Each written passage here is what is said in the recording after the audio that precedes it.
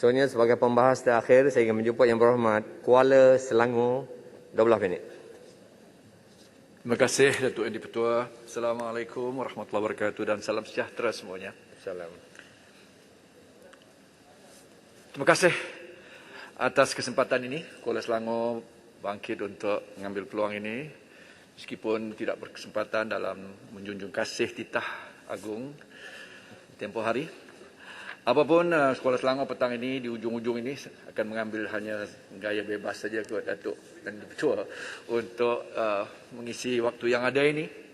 Yang pertama-tama saya sebutkan betapa ya setiap kali perancangan pembangunan seperti ini dibentangkan, ya semalam saya melepaskan siapan saya mengatakan bahawa hasil kerja birokrat kita yang ya gigih ya mencerakinkan semua ini, ya, menghasilkan rancangan-rancangan yang seperti ini.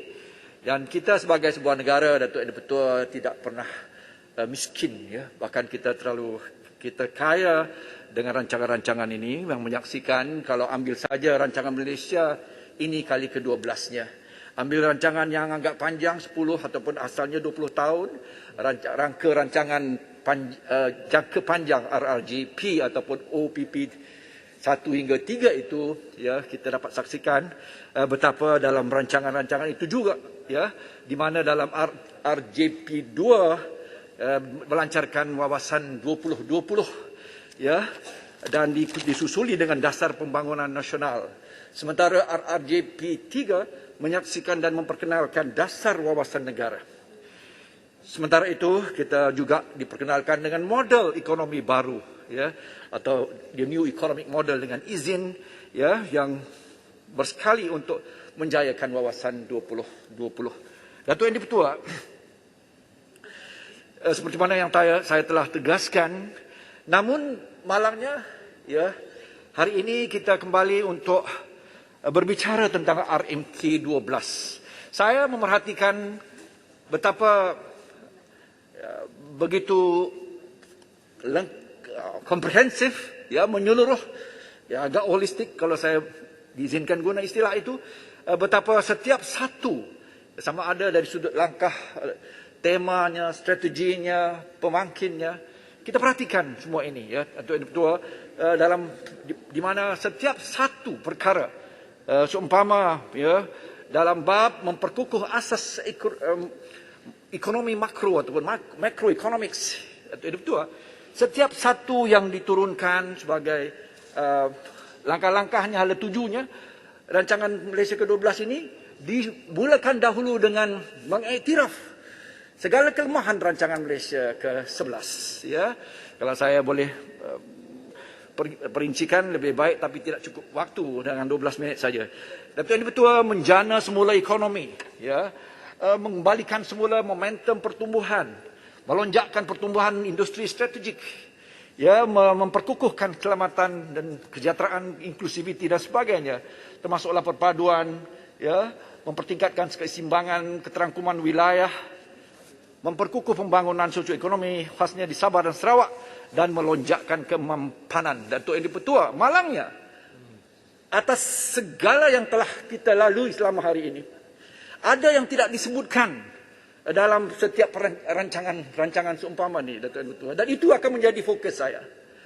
Betapa segala yang baik ini, akhirnya seperti mana yang kita saksikan dengan rancangan Malaysia ke-11, yang menutup, ya, tahun 2020 itu, di mana 2 tahun itu berakhir dengan satu keberontakan politik yang sangat malang, yang dicetuskan bukan saja pandemik yang didatangi dan didatangkan oleh Allah, ya, sebagai bencana dan bahana yang telah, ya, menjerumus seluruh dunia, antara dunia ini, tetapi dalam negara kita ini ditambah, ya, krisis dengan gelagatnya penguasa politik dan elit politik. Dan ini tidak termasuk dalam perkara faktor yang menjerumuskan, yang merupakan critical success factor, kalau saya dengan izin menyebutkan betapa, ya, research houses, ya, kalau saya perhatikan satu saja contoh di mana kita dapat saksikan, ya, di mana saya ambil satu saja. The Malaysian Rating Corporation Berhad menyebutkan dengan izin, we think recent political development besides the pandemic, have shaken foreign direct investment FDI confidence in this country. It has been widely reported that some quality FDIs bypass, tidak menyinggah di sini, bypass Malaysia recently and instead made a beeline. Mereka beratur menuju apa yang dikatakan towards our regional neighbours. Ini yang menjadi malang, Datuk Yang di-Pertua. Kalau kita perhatikan, yang sebenarnya mensabotaj, yang mensabotaj dan yang subvert, yang mensabotaj rancangan-rancangan pembangunan ini adalah elit politik. Justru saya ingin tegaskan segera bahawa saya mengungkap kembali betapa persoalan memorandum persefahaman itu adalah sangat penting. Justru untuk menstabilkan, justru untuk meredakan suhu politik, justru untuk tidak mengizinkan perebutan kuasa yang secara sangat curang, sangat khianat, yang kita saksikan. Yang inilah yang menjadi faktor-faktor ataupun yang menjadi faktor, the single factor, yang menjerumuskan segala perancangan-perancangan umpama perancangan pembangunan RMKS dan segalanya. Termasuklah dalam tahun 2019, Parlimen ke-14 ini menyaksikan keberontakan politik yang unprecedented, yang tidak ada sebobrok ini. Lalu saya tegaskan bahawa memorandum sepahaman itu adalah satu yang bukan saja kemestian, kita tidak ada option. Sama ada sebelah sana ataupun sebelah sini. Andainya kita memerintah dan diangkat oleh rakyat, kita mahukan persoalan menstabilkan negara dengan tidak setelah diangkat sebuah kerajaan yang dimandatkan rakyat. Boleh pula sama ada individu maupun parti mengkhianati koalisinya, lantas berlaku apa yang telah berlaku, di mana kita saksikan seterusnya bagaimana negara ini dalam keberontakan, bukan saja pandemik tapi politik dan ekonomi. Lalu, Datuk Yang di-Pertua, saya tegaskan betapa memorandum persefahaman itu adalah satu kemestian dan kewajipan. Ia bukan satu pilihan, it's not a choice. Dan kita mesti tekad bersama. Sebabnya, kalaupun kami memerintah ataupun PN, MN memerintah, kita tidak akan dapat membentangkan lalu meluluskan dengan 2/3 majoriti untuk meluluskan rang undang-undang anti lompat parti dan juga sekaligus recall election yang diperlukan untuk benar-benar memberikan hormat kepada rakyat yang telah mengangkat kita sebagai kerajaan dan tidak dikhianati dalam pertengahan jalan. Lalu kami tetap menjadi pembangkang. Pembangkang ini punya, this is our constitutional role, to check and balance. Kalau saya ambil satu kalimat daripada Al-Quran, pembangkang dan semak dan imbang itu ada disebut dalam Al-Quran dengan izin walau syaa rabbuka, walau la daf'ullahi nas ba'duhum bi ba' la fasadatil ard, kata Allah. Andainya manusia itu tidak saling semak mengimbang, tolak menolak, check and balance, descent as the cardinal principle of democracy, the whole entire world, the whole earth, the whole negara ini kalau bersatu atas sifat untuk membelakangi kebenaran, seumpama apa yang kita lihat, bersatu juga, bersatu untuk menjatuhkan kerajaan yang diangkat oleh rakyat, itu adalah pengkhianatan. Dan kita akan terus berperanan sebagai pembangkang kalaupun kita menandatangani, memeterai perjanjian ini, sebab itu adalah tanggungjawab kami sebagai pembangkang. We are His Majesty Opposition and they are the His Majesty Government, dengan izin demokrasi ala Westminster. Lalu jangan ada siapa pun yang mempertikaikan bahawa kami, khususnya Pakatan Harapan dan kawan-kawan dalam pembangkang yang lain, kita tidak mengambil memeterai perjanjian ini karena kita percaya atau tidak. Percaya atau tidak bukan urusannya.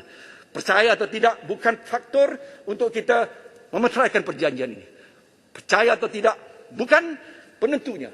Yang menjadi penentunya adalah sama-sama bertekad untuk tidak menjatuhkan, untuk tidak menggugat, untuk tidak mencetuskan keberontakan, supaya setiap kerajaan yang diangkat diberi masa 5 tahun, bukan 5 bulan, bukan 18 bulan, bukan 22 bulan, untuk mentadbir, supaya rancangan-rancangan seumpama RMK ini dapat kita lunaskan dan dapat kita penuhi segala kehendak dan matlamat ataupun aspirasi rakyat yang mengangkat kami.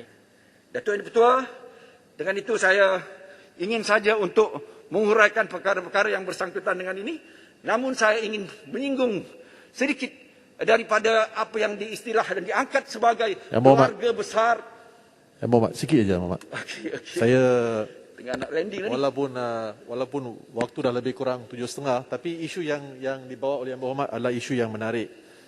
Adakah Yang Muhammad setuju bahawa barang apa juga yang dirancang, betapa tebalnya buku itu sekalipun dirancang oleh kerajaan, ia tidak akan dapat dilaksanakan dengan baik untuk rakyat kalau ada di kalangan wakil rakyat yang mengkhianati mandat yang diberi oleh rakyat? Setuju tidak Yang Muhammad? Terima kasih. Sebab saya saudara MP daripada Jelutong, itulah dia kunci kepada penyampaian dan pembahasan saya hari ini. Kestabilan dan reformasi itu mesti sama-sama kita angkat. Bukan we have become friends. We still are government and opposition. Mereka tetap menjadi kerajaan buat hari ini. Kami pembangkang. Tetapi yang mustahaknya kedua-dua secara duipartisan, ya, dengan tekad, dengan azam untuk benar-benar melaksanakan dan to legislate, to promulgate, untuk kita takninkan rang undang-undang anti-hopping law itu, supaya benar-benar, ya, mandat rakyat kita hormati dan apa yang dikatakan sebagai suhu, ya, politik. Dikatakan, ada juga yang mengatakan, pasti salah menyebutkan, kalau silap-silap hari bulan, Bera pun akan hanya 30 hari saja untuk mentadbir. Bayangkan perkara ini, bayangkan hakikat ini kalau ianya kata-kata seperti ini terlaksana ataupun dengan apapun sebab. Ya, justru ya, Pakatan Harapan saya Kuala Selangor mengangkat akan perkara ini, memahamkan semua. Jangan gusar, kita tetap pembangkang yang akan menyemak dan mengimbang segala polisi dan dasar. Tapi buat tahap ini, kita mau lihat. Kalau yang baik, kita kata baik. Yang tidak, pastinya kita akan lawan. Dan kita akan lawan habisan. Itu yang menjadi mustahak untuk saya sebutkan. Terima kasih. Ketua, sekadar itu yang mampu saya sebutkan dalam waktu peruntukan had waktu yang ada. Terima kasih. Okey, terima kasih Yang Berhormat Kuala Selangor.